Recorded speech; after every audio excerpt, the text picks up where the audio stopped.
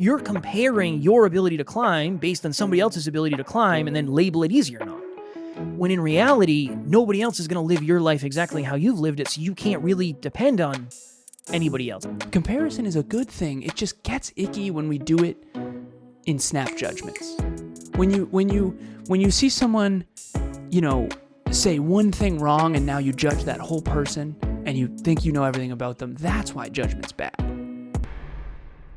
Next Level Nation, welcome back to another special episode of Next Level University, where we teach you how to level up your life, your love, your health, and your wealth. The intro is a little weird because Alan and I are doing something different on YouTube, and it's weird because I can see Alan's giant head, and usually it's a whole thing. So we're doing a full screen thing on YouTube right now. We hope you enjoyed our latest episode. It was episode number 1342, one powerful thought that you need to understand. Today, for episode number 1343, happy Sunday. What version of you should you be comparing to? We've talked about this many times, Alan, but you'll hear comparison is the thief of all joy. Is that what people say? Something like that. Something like that. When in reality, I think if you're going to compare, which you're going to have to, what can I help you with? It's so weird. I know, right? I'm talking to Big Head Kevin. My head's a lot larger than yours, isn't it? Yeah, you got a big noggin. So I believe that comparison is necessary. I said this to Taryn yesterday. I got off of a podcast and I said, hey, do you ever talk to someone who has a level of either success or perceived expertise, and you think, based on the way that person is talking and based on what they're telling me, they really don't know what they're talking about? Mm-hmm. And she's like, yeah, I think that's pretty normal. And she said, why? Where are you coming from? And I said, I was on a podcast and I was talking to somebody who's supposed to be really good at something, and everything this person was saying just wasn't adding up. Mm-hmm. It just didn't make any sense. And I said, for me, I need to know where the ceiling and the floor is. Comparing. I'm comparing to what is the ceiling and what is the floor. And this was a very interesting thing for me. I had this realization that the goal determines the guide. The goal that you have set determines the guide, because there are some people who can't help you get to where you want to get to because they haven't got there yet. Mm-hmm. So that's just a little breakthrough I had after this call yesterday. But when I was talking to Taryn, I said, I need to know what the ceiling and the floor is. I'm not trying to compare myself to this person necessarily. I'm trying to compare what I think they know to what they actually know. And it's very important for me to understand that, because if I don't know that, I can't really think accurately. You and I had a conversation the other day, and you said, well, if I think back to 5 years ago, Alan, I'm crushing it. But if I think 5-year future Alan, I kind of suck, mm-hmm. right? I'm way ahead of where I was, but I'm way behind where I need to be. And I said, Alan, listen to me for a sec. Just hear me out. What if I shouldn't be comparing to 5 or 6 year ago Kev, and I shouldn't be comparing to 5 or 6 years into the future Kev, because I've only been doing this for 6 years. So we're taking the entirety of my growth pretty much and saying, okay, compared to 6 years ago, this is where you are. I wonder if we should look at 6 months ago, maybe. Mm-hmm. I don't really know. I don't really know that answer. So that was my thought process behind doing this episode, is if you're growing, the best person in the world for you to compare to is older you and future you. But I don't know at what rate you should do that. Is it a year? Is it 2 years? Is it 5 years? Is it 2 months? I don't know. So I thought it would be valuable to have an open conversation about that. Well, in group coaching, we have a session that is entirely focused on thinking from a frame of math. And there's 3 different modalities of thinking. You can think in words, that's Kevin's. You can think in pictures, and you can think in numbers. And those are the 3 main ones. And so everyone listening, hopefully you're reflecting on, okay, which one is mine? So Kev tends to think in words. That's why he titles episodes really well. That's why he raps. When you rap, you're thinking in words, metaphors. And I think in numbers. And one of the things that I think is beneficial about thinking in numbers, although there are some downsides, is that you are always comparing. Wow, maybe I should think in words more. You are always comparing based on numbers. So I'm going to give you a good example. I've told this story before, but Kevin and I driving into Canada, I said, I wonder how many people live in Canada. And you're like, I don't know. And I was like, okay, let's Google it. Driving into Canada. And it was beautiful country. And I guessed 120 million. You guessed 90 million. And then it turns out it was 37 million, which is wild because there's so much land and so few people. Now, even me saying that is based on data. It's based on my understanding of, so the Philippines, 110 million. Very little land, lots of people. The US, 330 million, right? And it's obviously a curve, so it's growing, okay? 7 billion people on the planet. It's about to approach 8. It's actually about, I think it just surpassed 8 billion on the planet.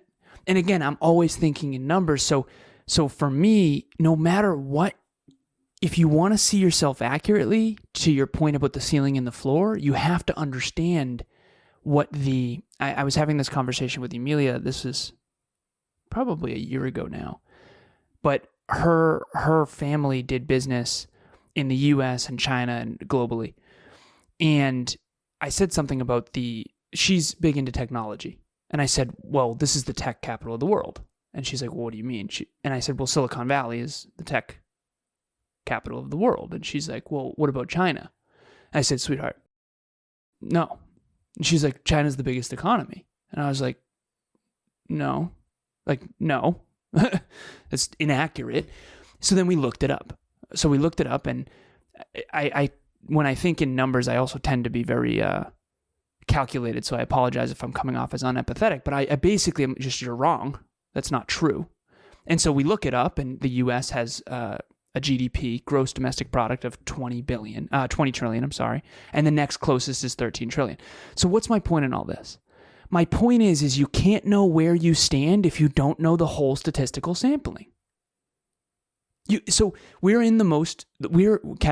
in the largest economy in the world.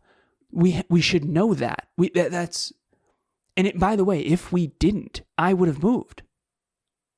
And I realize now that no one knows that. Yeah. New England is one of the most educated areas on the planet.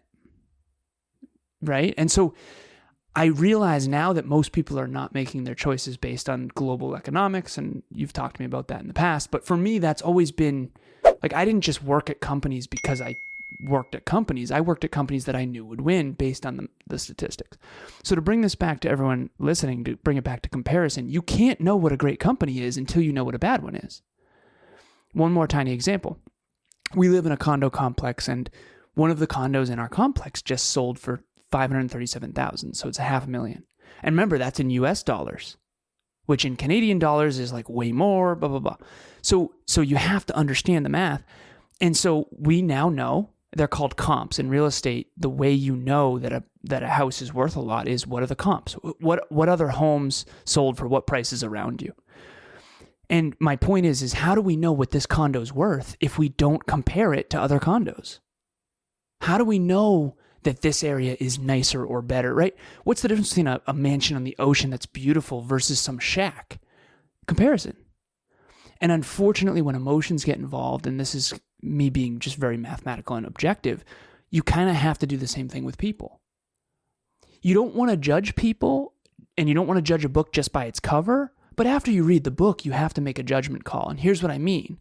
Some of your friends are good for you. Some of your friends are not. And how do you know? Some of them treat you better than others. And I think that comparison is how we make decisions in the world. If you never compare, you can't make effective decisions. And if you can't make effective decisions, you can't have a magnificent life. Based on all the people that you've coached, where do people compare to? And this is all very coincidental when it comes to the timing, but I went and saw my mom and my grandmother. I think I talked about that on one of the previous episodes. And my mom's like, how's business? And I was like, well, we have 43 or 44 NLPS clients now. She's like, geez, I remember when you had 2. It's like, yeah, I guess. Yeah, that was, I don't know, a few years ago, I guess. It's like that. it's very hard. I don't know. It's very hard to compare to 3 years ago because I don't really know that much compared to what I know today. So it's almost like I feel like that's too much for me to compare to because it's like if I started my growth journey in 2017, now it's 2023. That's 6 years. So if I compare to Kevin the first day he picked up Rich Dad Poor Dad, I'm crushing it. But that also doesn't necessarily help me because it doesn't show how much I grew from last year to this year. Yeah. And it doesn't motivate you necessarily. This goes back to the goals and gratitude episode, where if you compare just to when you first picked up Rich Dad Poor Dad, you're going to feel amazing about yourself. But that's not motivating. Like you're not going to go study even better books. It's not going to be useful really. I don't know how to, if you overly compare to a version of you that used to be pretty terrible, for lack of better phrasing, and I'm not saying you were terrible, but you didn't know much about finance back then, right? So now that you're a CFO and you know a lot about finance, more than you think you know, by the way, again, I'm not just saying stuff, like based on my understanding of the global perspective of CFOs, like you're on the very high end, you just don't know it. Which again, how could you know it? Because how many CFOs have you met? 0. Maybe 3. Oh, so I've met dozens. Right. So I have met dozens. So my sample set is much higher. And I think that that's really the last piece that I want to make sure lands here is if Kevin's in a room of people who don't know finance, he's going to be the most aware in finance in the room. If you're in a room of CFOs, you're going to be in the top percentile, but you're not going to be the highest. Now, if you're in the room with Elon Musk, you're going to be not smart, right? And that's okay. Like, I think we have a negative relationship with comparison because we usually fall on the short end of comparison, but I bet you we fall on the high end of comparison more than we think. And it's okay. I think that, what's the difference between an owl and a field mouse or a snake and a raptor? You need to I know I'm random, I don't know where those came from, but you have to know the difference, right? I mean, Tucker and Tariel, Tucker and Tariel spar, we talk about it. And Kevin asked me, we were joking on the last episode, like, who wins? And honestly, Tariel is being playful with him. He's like bigger, so he can like throw his weight around, but Tariel's just being playful. She could take him down anytime she wants. She needs to know that. You know what I mean? I know it's a dog and a cat, but she needs to know, like, I shouldn't hurt you, even though I know I could kill you at any time. I think that as human beings, do we know that? Like, I'm very much aware of, I try to be aware of people's competencies, and I'll give one more tangible example. There's this person that I met, Kev, who's extremely successful in business. And they're a multimillionaire, and they have, tons of homes and land and Ferraris and all kinds of stuff. And I remember I told Emilia, I said, there's no way that person created that. And she's like, well, what do you mean? And I said, it's impossible for that consciousness to have created that level of wealth. And she's like, what do you mean? And I said, I guarantee you that person's business partner is like brilliant with numbers. And then turns out he has 2 business partners that are brilliant with numbers. And what I meant by this wasn't to be unkind. It was just the way he operates, the decisions that he makes.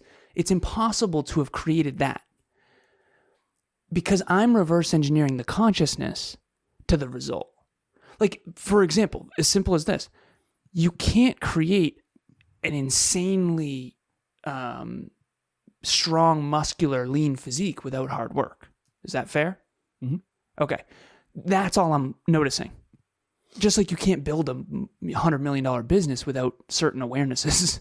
You don't just stumble upon that, right? Unless it's all on marketing and basically perception. Like, there's some companies that are just built on lies, quite frankly. But the only reason I know all of that is because of comparison. I'm basically taking every sample set I can think of. I'm trying to figure out where I fit, where you fit, where the world fits, where the company fits, where the home fits, where Emilia fits, where my relationship fits.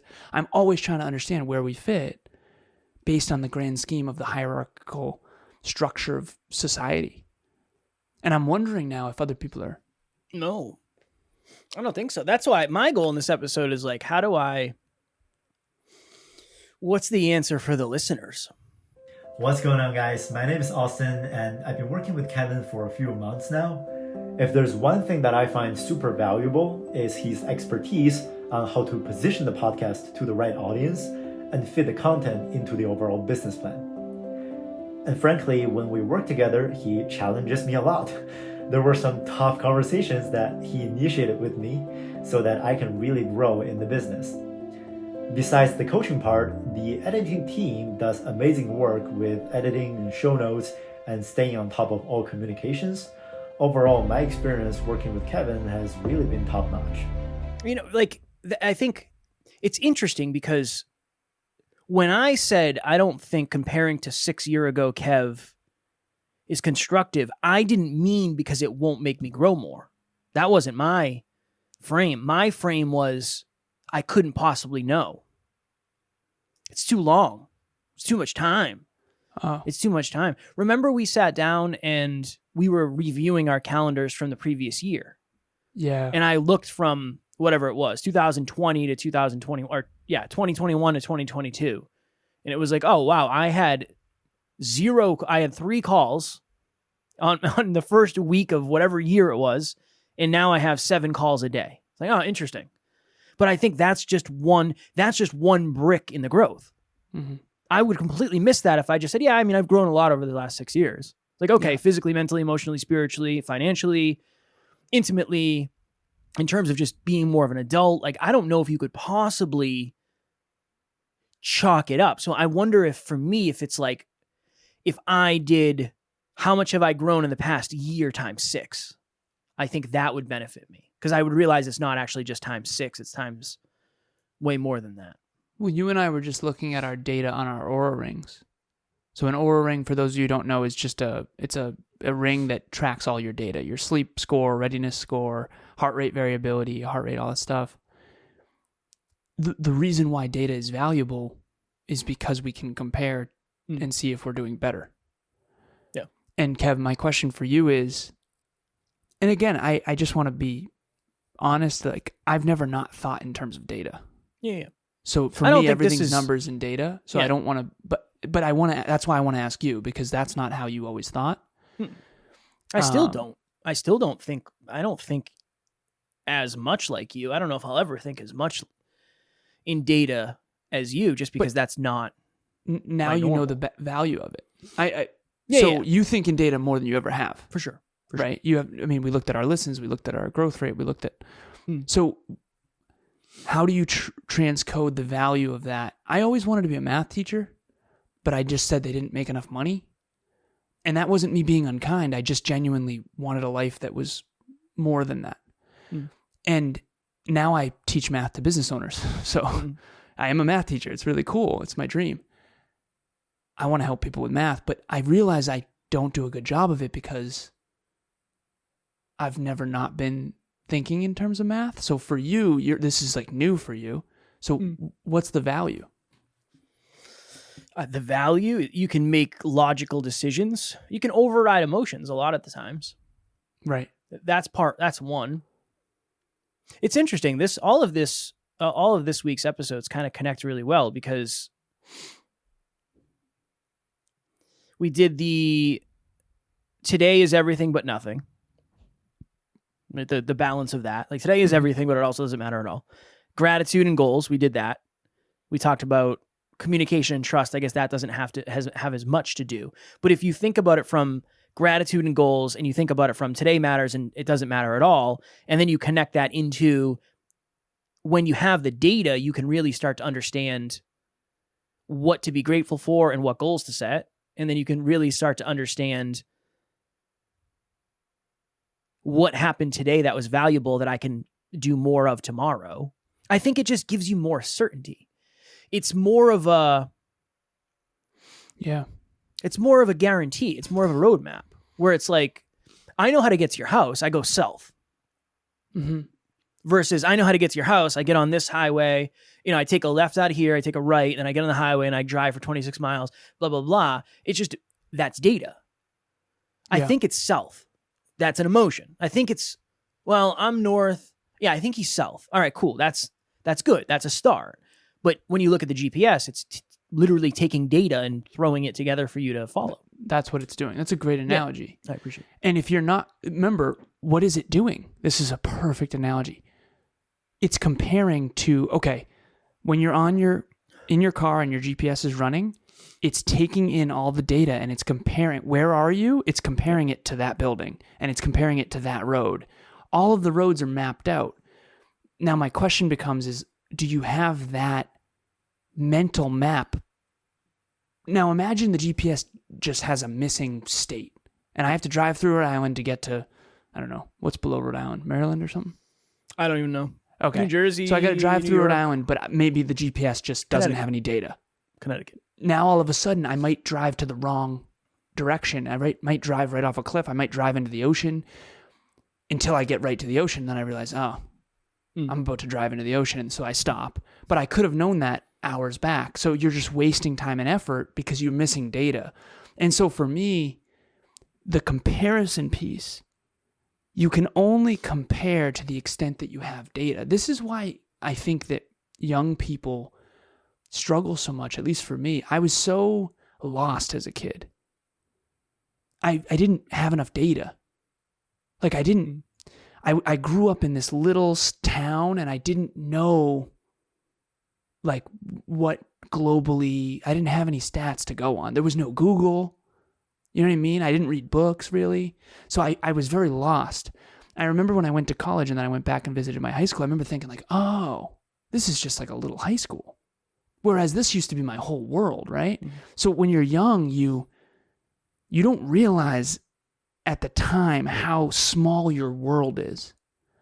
And as you grow, particularly when it comes to consciousness and data and learning and growing, you just get bigger. So for example, Tony Robbins, he's traveled to every country, not every country, but 100 plus countries. Like he just has better data than we do. He's seen more people, he's seen more cultures, so he can make better choices than we can.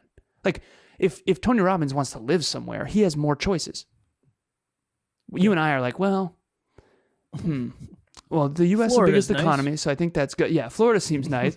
It's like we just don't have the data. Emilia has more data because she's traveled the world more. But my point to bring this back is, how do you know New Zealand is wonderful? Like, how do you know? You compare it to something that's not great. Comparison is a good thing. It just gets icky when we do it in snap judgments. When you see someone, say one thing wrong and now you judge that whole person and you think you know everything about them, that's why judgment's bad. But when it comes to making effective decisions in your life, you have to choose a nicer condo based on comparison. And I think that if people could change their relationship with comparison, they would be much more fulfilled. They'd make better choices and they'd be much more fulfilled. That's at least my thesis. It's hard. It's a challenge. I would say if this is my takeaway for the listeners, because I want to make sure you leave here with something that you can practice. Anytime you're setting a goal, okay, let's do this. If you're doing New Year's resolutions, you should probably do New Year's reflections as well. So anytime you're sitting down to set a goal, you should probably reflect too on what was the last goal you set? What were the goals that you set and accomplished in order to get to this goal? I think that's pretty important, right? Because you're not just going to go from whatever, getting your dream job to leaving your dream job to starting a new dream. Like there's a bunch of stuff that happens in between. And I think if you don't give yourself credit for those, it's going to be very hard for you to use those to your advantage. And I think that's what you should be comparing to. Oh, this time last year, blank was happening. One of my favorite, I tell people on podcasts all the time, it's one of my favorite hacks. You and I are very blessed because I can go back and I can listen to an episode from 363 days ago, and I can kind of imagine what I was going through at that time, or I can go back and look at the data. I can look at our peak performance tracking. I can look at the Optimal, our habit tracking app, all that stuff. Cool. If you don't have any of that yet, take your phone out, record a video to yourself and say, hey, it is currently, whatever day this is dropping, I don't know. It is currently Sunday, the blank. It's 9 a.m. in the morning, and this is how I feel. right now I'm working at a job that I love. My relationship is, it's okay. I really wish it would improve on these fronts. Financially, I'm saving a good amount of money, but I still have a lot of debt. When it comes to fitness, I've been letting myself down, or I've been crushing it, and then do that next month. I think that's super valuable. I do, because we forget. Mm-hmm. We forget. I don't know what was happening 3 months ago. Not consciously. I mean, I could go back and find out, but I think it just being proactive and saying, okay, I'm going to need something to compare to in 3 months. Let me create something to compare to. That's it. That's all it is. Somebody else. I think that's the interesting thing, right? Is normally what happens is I'm climbing. Let's say I want to climb. I'm going to go climb a rock wall. If you've ever been climbing, there are people who are professional climbers who quite literally chart the path. And they say, yeah, this is an easy one. Like, this is a whatever, level 1. And it's good, it's easy. This is a level 9. It's like close to impossible. You're comparing your ability to climb based on somebody else's ability to climb and then label it easy or not. When in reality, nobody else is going to live your life exactly how you've lived it, so you can't really depend on anybody else. I don't know what it's like for Alan. I kind of do, but only based on what I know what it's like for me. I couldn't possibly know what it's like for you. So, yeah, you have to create your own comparison points. That's my takeaway and my goal, and that was my intention for this episode. Anything in closing? Kev, last thing, I was with a client last night, and she's starting a podcast, and she's scared. And I said, let me show you something. Let me show you something. This will help you with your fear. I'm going to show you my first YouTube video.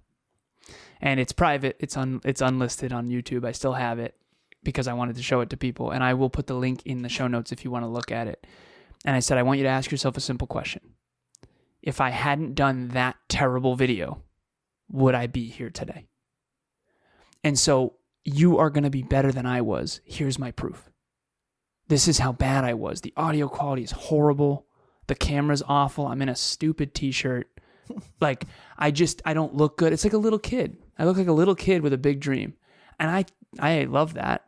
And I think the content was good, but my delivery was brutal. You could barely hear me. I didn't know how to speak. I said 1,000 times. I was clearly scared. I had a little ego on me. It was a whole thing. But the point is that you shouldn't compare to me now. You should compare to the beginning. This person who's afraid to start a podcast. I was obviously scared too. Even if I was telling myself a story, I wasn't scared. I was definitely scared. You can see it. It's like shaking.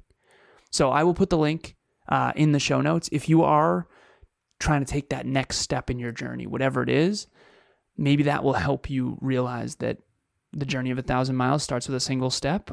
The journey of my 1,000 miles started with a terrible video. I like that. We've been trying to talk about this more because I think it's another unique benefit of being a part of this community. There aren't a lot of other podcasts that do as much content and as much coaching as we do and have as many opportunities as we do that are also reply every time you message us on Instagram or Facebook or whatever it is, email. So I just want to remind you, all of our social media links are in the show notes. I am at NeverQuitKid on Instagram. Alan is Lazarus88. And then Kevin Palmieri, Alan Lazarus on Facebook. Kevin at Next Level Universe. Alan at Next Level Universe. That's all our stuff. But if you ever feel, if you ever feel inspired by an episode, if you ever have another question that we didn't answer, if you ever want to hear us talk about something, I can't promise we'll talk about whatever it is, but we want to know more of how to add value. So we are always here. We're a message away, an email away, a DM away, whatever it may be. So I just wanted to throw that out there. There's going to be another link in the show notes. It'll take you to the blog. There's a specific blog that I wrote called How to Fail Your Way to Success, and that is exactly how we did it. It's how did Kevin and I go from brand new, never podcasting to now where we are today? We just started the train, we stayed on the tracks, and we never stopped, and we stayed consistent. Really what we did is we failed forward. We failed our way to success. That's what that article is about. I hope you check it out, and let me know what you think. Tomorrow for episode number 1344. Happy Monday tomorrow. Direction is far more important than speed. Alan has been doing this little practice, I guess, little framework that has been very beneficial. So I asked him if we should talk about it. He said yes, so we're going to do that tomorrow. As always, we love you. We appreciate you. Grateful for each and every one of you. And at NLU, we do not have fans. We have family. We will talk to you all tomorrow. Keep comparing effectively. Next Level Nation.